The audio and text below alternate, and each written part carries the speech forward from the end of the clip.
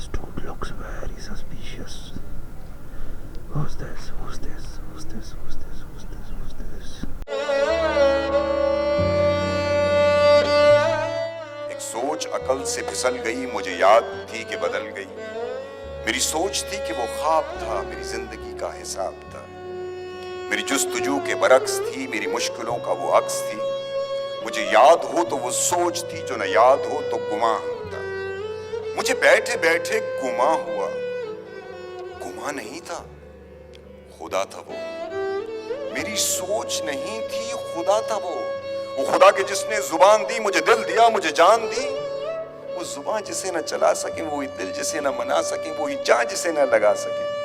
कभी मिल तो तुझको बताएं हम, तुझे इस तरह से सताएं हम, तेरा इश्क तुझसे छीन के तुझे मैं पिला के रुलाएं।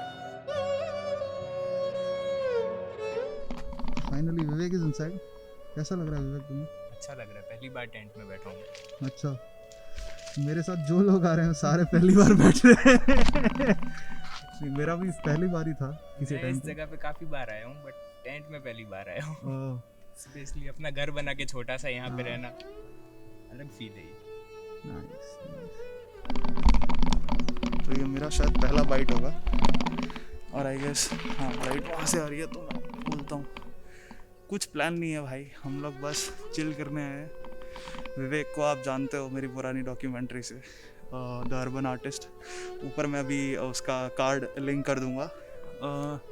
Those who don't know about Vivek, you guys can check it out. He is a great artist और मैं तो हूँ ही अमेजिंग, तो अलग बात है वो।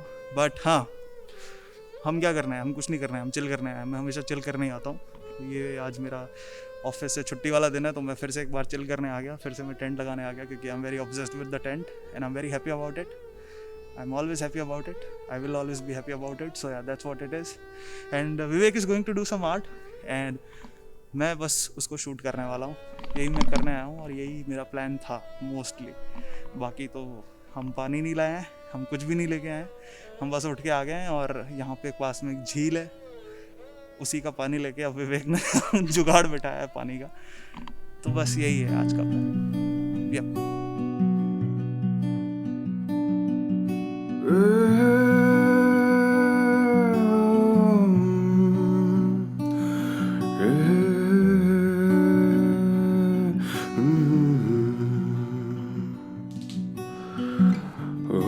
It's a mystery to me. We have agreed with which we have agreed, and you think you have to want more than you need. Until you have it all, you won't be free. Society, you're a crazy breed. Hope you're not lonely without me. कला को लेकर मेरे विचार हर दिन बदलते रहते हैं। जो मुझे आज सही लग रहा है, काफ़ी आशंका है कि कुछ दिन बाद वो गलत भी लगे। कभी लगता है कला हर चीज़ से जुड़ी है, कभी लगता है कि सृष्टि में हो रही चीज़ों में ये एक छोटा सा सफ़र है जिसे हम पूरा कर रहे हैं। मैं नहीं जानता कि ये शायद सबके साथ होता है या नहीं, पर जब भी मैं प्रकृति के ज़्यादा नज़दीक होता हूँ तो कला अपने आप बाहर आने लगती है। ये बात सच है कि हम ब्रह्मांड का एक बहुत ही छोटा हिस्सा है, पर मुझे लगता है कि कलाकार के तौर पर हम ज़रूरी भी उतने ही हैं। इन द नेचर जब ऐसी जगहों पे आते हैं तो हालांकि अच्छे आर्टिस्ट ने ऑयल पेंट्स में भी काम किया है, किसी ने अपनी स्केचिंग में भी किया है, बट मुझे वाटर कलर प्रेफरेंस लगता है, क्योंकि इतने सडन में जो बन रहा है वो इसी में बनेगा। एक रॉ व्यू, एक मेमोरी कलेक्ट करने का तरीका है। इसको पूरा परफेक्शन नहीं देना है, कम टाइम है, बट सब कुछ कलेक्ट करना है। तो water colour is best way for me to collect my memory in this ways. और फिर ऐसे जुगाड़ भी बहुत अच्छे से हो जाते हैं। वाटर कलर की बात हो रही है, तो वाटर कहाँ से लेके आया तुम बता पाओगे? ये इतनी बड़ी झील, ये प्रकृति हमारी जो हमें सब कुछ देती है। तो हमने बेसिकली तो हम घर से पानी लाना भूल गए हैं, इसलिए पानी बहुत था इधर। तो हमने सिर्फ अपना दिमाग नहीं, बस अपनी थोड़ी सी मेहनत और लगाई और हमने सबसे बड़े कलाकार की मदद ली यहाँ पे, एक छोटे से कलाकार को अपना कला प्रदर्शन करने के लिए। प्रकृति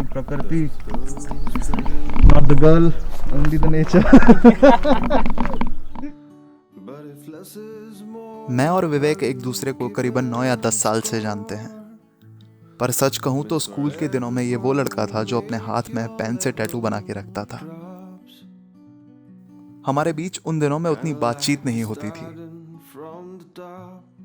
पर वक्त के साथ उससे फिर जुड़ने का मौका मिला, और ये सिर्फ कला की वजह से हो पाया।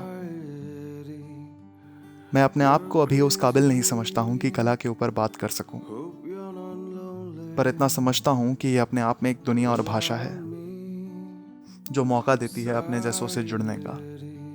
जो ये सीन है उसी को कैप्चर करने की कोशिश की है, और उसको बहुत ही हरी में कैप्चर करने की कोशिश की है, क्योंकि कंटिन्यू लाइट चेंज हो रही है, सन डाउन जा रहा है ना। ओरिजिनली स्काई तो है जो ऑरेंज लग रहा है धीरे धीरे, तो वो भी मुझे भी फिर वो एक दिक्कत देता है कि धीरे धीरे सीन चेंज हो रहा है। इसको फास्टली इसको कैप्चर करने के लिए मैंने इसका पहले एक प्रीव्यू कैप्चर किया अपनी आँखों में, एक तरह से कि इसको अपने को रखना है, तो उसका बेस डाला और फिर हमने इस झील का कवर किया थोड़ा सा। Crazy India, hope you're not lonely without me.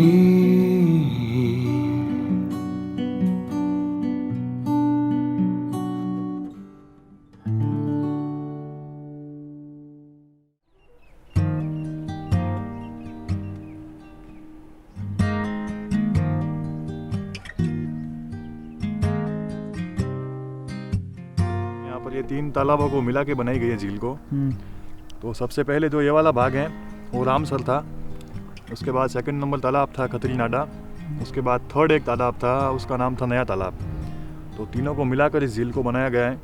और जस्ट एक पीछे एक और तालाब है शिवसर, तो उसको भी इसमें जोड़ने वाले थे, फिर उसको जोड़ा नहीं, तो ऐसे बनी है ये झील। और जो वहाँ पे एक छतरी देख रहे हैं वो रामसर का सबसे मुख्य गेट है, मुख्य द्वार हैं, तो वहाँ से एंट्री लेते थे। और अब झील की जो पानी की सप्लाई है फलोदी की झील से ही होती है, पहले होती थी सेवसर से, लेकिन अब झील से होती है। तो यह है इस झील की कहानी। अब झील का इतिहास तो बहुत बड़ा है, हम इतना जानते नहीं है इसके बारे में, हम तो बस रोज़ शाम को यहाँ घूमने आते, एक चक्कर लगाते हैं इसका, तो इतना हमें पता है जो आपको बता दिया हमने। तो सर खुद वीओ आर्टिस्ट हैं, बहुत अच्छे, खुद फिल्म मेकर हैं और बहुत सही काम कर रहे हैं। मतलब मैं अगर गांव में 2-3 लोगों को पकड़ के चलूँ तो उनमें से सर खुद एक है, और ये तो संजोग की बात है कि हम मिल गए यहाँ पे। नहीं, मैं वहाँ सामने ही घूमने जा रहा था तो मुझे टेंट दिखा, फिर मुझे याद आया कि फलोदी में तो एक ही है जो टेंट लगा सकता है कहीं पे भी, कोई और लगाएगा नहीं। और फिर मुझे एक चेहरा दिखा, एक आकृति दिखी चेहरा के यहाँ घूमते हुए कैमरे के साथ, तो फिर कंफर्म हो गया कि ये कवि है यहाँ पे। तो मैं वापस घूम के यहाँ आया अपना चक्कर अधूरा छोड़ के इनसे मिलने के लिए। बहुत सही, बहुत सही। तो बहुत मज़ा आया सर से मिल के, और हम तो अब चिल करेंगे भाई, हमारा तो यही काम रह गया। लोग है और तुमको मेला आगज कपड़ा करो डार क्या करें मेला आगज कपड़ा भी जानने रहा है। विवेक, तो कैसा लग रहा है तुम्हें अभी? अच्छा लग रहा है। तो हम लोग आज नेचर में आए, नेचर में हमने पेंटिंग की, एक टेंट लगाया जिसमें हम बिल्कुल 0% बैठे हैं। काफ़ी टाइम बाद आए एक्चुअली, घर में भी थे, घर से बाहर भी निकले तो यहाँ नहीं आए। अब आज यहीं आ जाए तो अच्छा लग रहा है। शाम ढल चुकी थी, अब हमारे निकलने का समय था। चंद घंटे प्रकृति के थोड़ा नज़दीक बिता के बहुत बेहतरीन महसूस किया। ढलता सूरज अक्सर मुझे निराश कर देता है, पर यह वो शाम है जिसने मुझे एक बहुत अलग प्रकार की खुशी दी। वक्त आ गया है आपसे विदा लेने का। मिलते हैं आपसे अगले व्लॉग में एक और कोशिश के साथ। अगर पसंद आया तो जाते जाते उस नीचे दिए अंगूठे पर क्लिक करके मुझे इसका एहसास कराइएगा, मुझे अच्छा लगेगा।